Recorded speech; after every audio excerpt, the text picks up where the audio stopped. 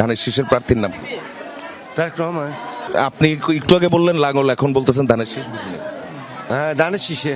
আপনি কার এজেন্ট আসলে? ধানের শীষ। আপনার ইয়েটা একটু দেখান না, কি লেখা? আচ্ছা, উল্টা করেন তো। আচ্ছা, একটা জিনিস একটু আপনার কাছে জানি, উনি কিছুক্ষণ আগে বললেন উনি লাঙ্গলের এজেন্ট, এখন আবার বলছেন ধানের শীষের এজেন্ট। না, উনি আমাদেরকে এখানে আইডেন্টিফাই নিজের দিয়েছেন যে উনি ধানের শীষের এজেন্ট। আমাকে আমাদেরকে এটাই এসে বলছেন। দেন আমরা বক্সটা দেখাইছি, বক্সটা দেওয়ার পরে বক্সটা আমরা ক্লোজ করছি। ধানের শীষের এজেন্ট ছিল, তারপরে এই দাঁড়িপাল্লার এজেন্ট ছিল, আর হচ্ছে এখন তো উনি বলছেন যে উনি লাঙ্গলের এজেন্ট। না, উনি আমাদেরকে ধানের শীষই বলছে। তখন আমরা ধানের শীষের শুনেই আমরা এখানে। আচ্ছা, আপনি বলুন, আচ্ছা আপনার প্রার্থীর নাম কি? ধানের শীষের প্রার্থীর নাম কি? তারেক রহমান। এইখানে যে প্রার্থী কামরুল জি। আচ্ছা, আর লাঙ্গলের প্রার্থীর নাম কি? তার মানে আপনি কামরুল হুদার এজেন্ট।